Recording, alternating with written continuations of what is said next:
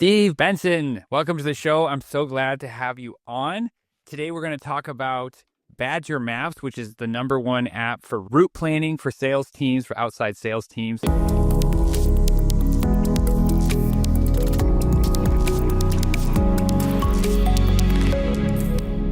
And when I looked at the site, I just chuckled to myself, like, you solved the computer science problem we all got as homework. We actually solved it. We couldn't do an infinite number of stops, but fortunately, a salesperson doesn't do an infinite number of stops. We cap out at 120. Okay, yeah. So there were some limits to make it solvable. What inspired you to start Badger Maps after your time at Google? So I had experience in field sales, and my last role at Google was working with the Google Map. And so I'd like to claim that I'm a creative genius, but I was working with the product that would solve a problem that I'd had before and worked with. So I just plugged two Legos together and then I was off to the races. So that was the motivation. It was the problems that field salespeople and field service people as well deal with their customer data living in one place, usually the CRM, and then wanting to map out what they're doing and then have that connect to a schedule all in one workflow was a problem that I'd seen a lot. And so that made me jump in. And you were, I think in like 2009, you were one of the Google Enterprise's like top performing reps in the world, if I'm not mistaken. Did you find that route planning actually affected your numbers at the end of the day? I was doing it by hand. So the stuff that I was doing there, the Badger Map didn't exist then because I hadn't made it yet. And frankly, it couldn't exist then because iPhones weren't strong enough. The first version of our product actually only could work on iPads because the mapping, the early iPhones just didn't have the muscle for mapping software. If you recall, even Google Maps took forever to like load how to get from point A to point B, much less all the things that a field salesperson needs to do.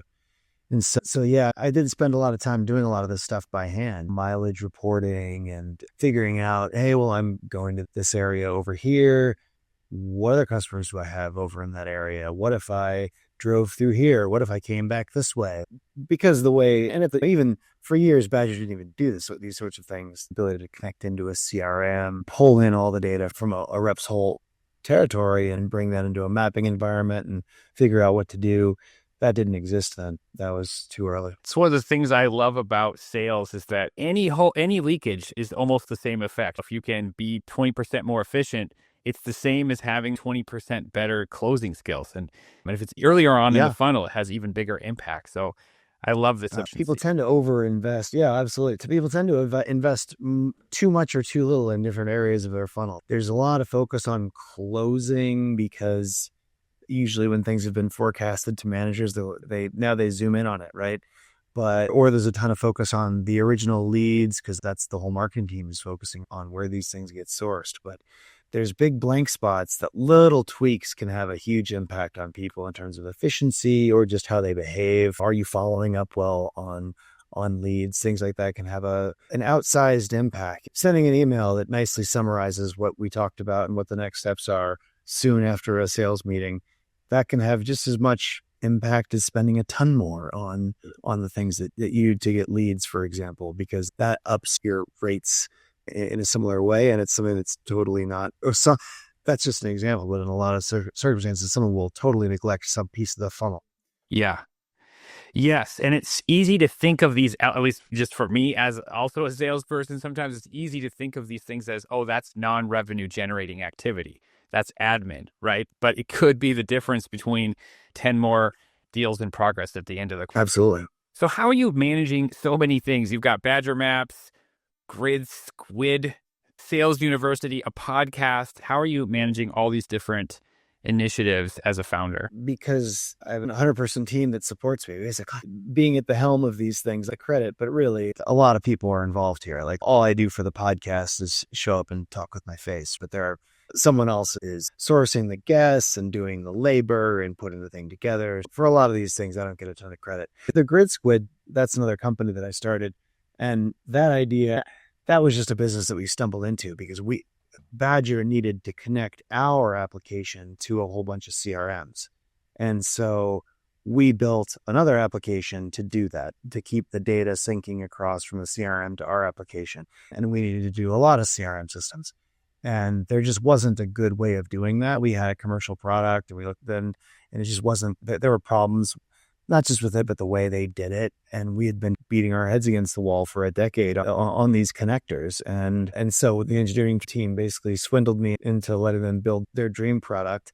And then once we had it built and we were using it, we were like, oh, we could drop this in between us and other products too. We realized that because it was so easy we had a new version of the Badger map and we dropped the connector in so easily between the two products. We're just like, Someone else would like this.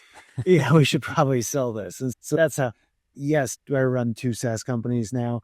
Yeah, but one of them, we got to skip that whole product market fit building it thing because it was already built and we knew it had product market fit because we built it for me. So anyone like me who has an application that needs to connect to CRM systems, it's going to fit them too. Yeah, which is a lot. It is a lot. Yeah, so many SaaS totally are focused on sales because it's a clear MarTech and sales tech are pretty massive. Yeah. And I see for Badger Maps, you're getting 20% less driving time. You're selling 20% more. Is it really that simple? They're just driving less and finding, or is there more to it for specific customers? The driving less thing is very easy to measure because it's almost everyone is collecting their miles before and after they start using us because they to report their mileage and get paid for their miles, the wear and tear in their car. Everyone reports that, or because they're reporting their mileage for gas, depending on the industry and if they're 1099, et cetera. But that's the 20% just drive time miles savings is easy to calculate. And that makes sense. If you put all your data on a map and let people plan out what they're doing with a map and a routing tool, of course they're going to drive 20% less, right? And frankly, that actually depends on how good or bad they were at it beforehand. Because if they were terrible, yeah. It's funny because sometimes people are like, my mileage cut in half. And I don't think, wow, we are really geniuses. I think you're really bad at this. Or you were really like, and naturally, I think some people are just good at geography and thinking about things in that way, and other people aren't. And on a given sales team, you're going to have some people that are kind of like, yeah, this is nice and helps me a little bit, but it doesn't change that much. Other people are like, this is the biggest thing ever. And I think every software company deals with that, right? You've got your people that it's just, if you can't remember anything, a task list app can change your life. I have CRS. Can't remember shit. Am I allowed to swear here? Definitely. Yeah. I got a horrible case of CRS from my mother. I just can't remember anything. So I need to write it all down, but so that without that ability, I'm up a creek. It's funny. It's the same. I guess it's the same for everyone about the kind of skill level of your customers. And especially like in the marketing world, if someone's earlier stage, 10xing is easy, but later on it becomes very difficult. Yeah, we're Badgers at 8 million now. It'd be tough to 10x too easily. There's a lot of blocking and tackling between 8 and 80. Yeah, I would imagine. Yeah, the easy things you've already solved at this point. That brings up the next question for me is, how has your marketing strategy evolved since, what was it, 2012? The whole world is different every quarter right now. And I'm curious how have you changed it over time? I guess so. Some things we try to be on the early stage of, and other things we don't. Like all the rage of the last 2 years has been AI outbound emails, and we've just skipped all that. And that was just on my gut. I was like, I get a lot of these emails and they always ask me things like, they'll mention the coffee shop. The first 3 paragraphs of the cold email are about the coffee shop that's near my house or near my work. And where I would, those hyper personalized ones, they're like, I see you breathe oxygen like me. You're like, okay. I see that you went to, yes, I know you know where I went to college. It's on my LinkedIn profile. So we've skipped the fake personalization movement. I've always observed that our customers come from hearing about us from other customers. And so that's always our focus, is getting existing customers. And this isn't something everyone can copy just because our customers happen to be field salespeople. So if you ask a salesperson, hey, you create a referral program for salespeople, it's naturally in their DNA. Be like, I will sell this to 10 people if it's a great product, right? So So that's always been our biggest source. And the other thing about salespeople is they move around a lot. And so if they were selling this medical device company's product and they switch to that medical device company's product, the new medical device companies. Yeah, and you can do this with Google Maps and your CRM and this nice calendar app here. They're like, wait, have you guys not heard of the way that this just gets done automatically for you and this little app on the phone? It's really nice. They're like, no, what's that? And so we've had job hopping dudes that just literally go Just around bring it dragging us with them around. too. Yeah. Yeah, like they like what this one guy in the dental industry, so he sells stuff to dentists. I swear he's worked at 5 companies, and just every time he should be in software sales because he just sells us to the right people. Like he shows up somewhere, the whole company has it 6 months later. Yeah. I realize I've been that guy for specific things. There's like certain tools, once you get them, you're like, I can't not. This is what I do. Yeah, like when they're like, yeah, you can just do this all by hand again. He's, oh, have I got an app for you? Great. Yeah. I'm curious now, I just put thinking with my marketer hat. Have you looked into ways that you can increase that kind of behavior, like working on your like top referrers or anything like that? The biggest thing is just having a great product, right? So if I can invest more in engine product or more in marketing, I always do it in engine product. And that's something I'm not sure you can always copy either. You need like a word of mouthy type product, and it helps to have been around for a while. Like our SEO is always already really strong because we built this before anyone else. No, it has competitors now, but they started 5 years later. And then when you look at their products, it looks like it and feels like it. But also our SEO looks and feels like it, right? I don't know how Google knows we've been around for longer, but they know we have really good SEO. And I don't even know if like we've never hired a firm or anything to do it. I don't even know if we do a lot of things right. And sometimes we'll uncover all kinds of stupid things that we're doing, but we'll be like, oh, we shouldn't have been tagging everything with that. Doesn't even make sense. But Google sees through your stupidity. They're Yeah. like, yeah, They know what's you're an supposed to idiot. happen on the web at this You're point. playing the game wrong all over the place, but we understand who you are. Yeah. Do you think so? Just as a marketer, I see, especially we talk about AI personalization, and we can start see through it today.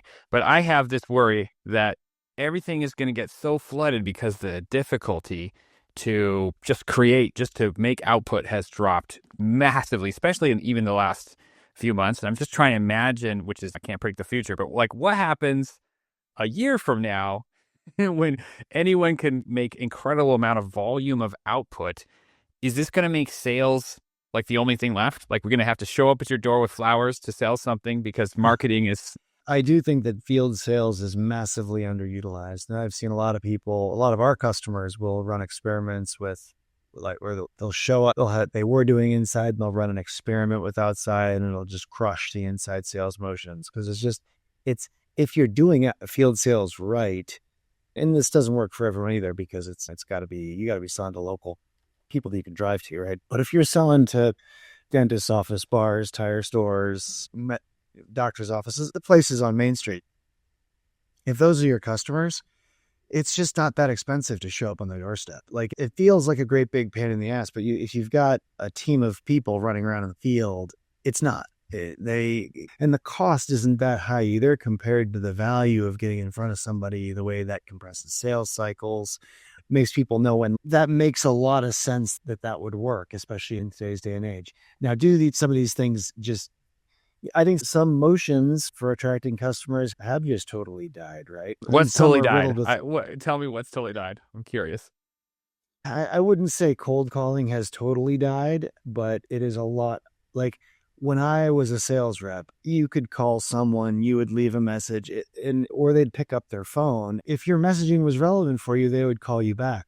It's really hard today to get people to pick up their phones. No one's calling you back today. That's yeah, and no one answers their phones either, yeah. right? I don't even let my phone ring if it's to the number that the world has, right? Like it just goes into Google Voice, and Google screens most of those calls out anyway. But I think it's really much, much harder to call people. Whereas even 10, 12 years ago, you would have gotten me on the phone by calling my cell phone every time. Like I answered it unless I was already on a phone call. and that's for a lot of people.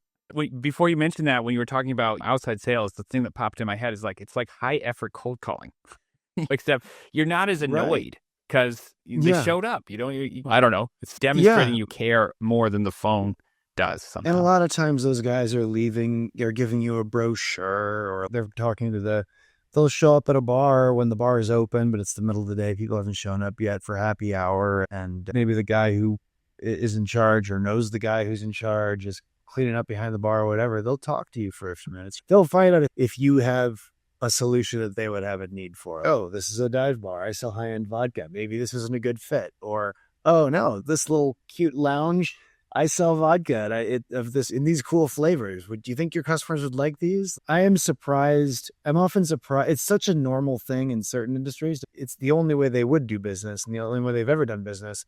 But they do try other things and they're just like, no, it doesn't work as well. And so they stick with it. I do think, like in software, we underdo this. I think, like I was in field sales for my first sales job, and I was at IBM. We got in front of people. We walked around the buildings and hung out in the lunchroom and met people. I once generated like a pretty big deal.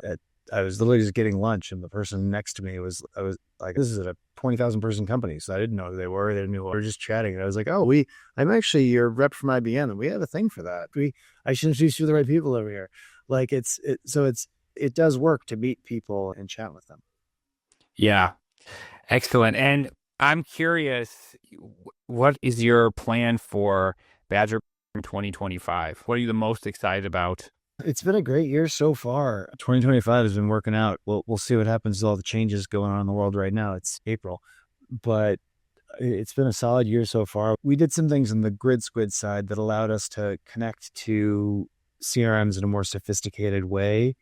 And that was released like a year ago, and that's flowing through the market now and actually getting us deals that have needs. The people that didn't think they could use a mapping and routing solution because of the way they'd architected their stuff on their CRM side, and we're like, oh no, we can handle that. So it's allowing us to do some pretty cool things. Excellent. Thank you so much for your time. This has been a great conversation. Where should people look you up if they're interested in mapping and improving their outside sales team's performance? LinkedIn's usually the best way to get a hold of me. Just Steve Benson, Badger Maps. If you search those things together, I'll come up. There's a lot of Steve Bensons. Top results, a serial killer, unfortunately, but that's not me. You could be Steve Badger else. Benson. That sort of has I bet if you search Steve Badger Benson on LinkedIn, I'd come up. Yeah. That's an experiment I haven't run, but let's do it. Steve Badger might work. I actually, looking at the preparation sheet, I was like, Steve Benson. Yeah, it's good. I should change my name. Definitely. Thank you so much. Thanks for having me.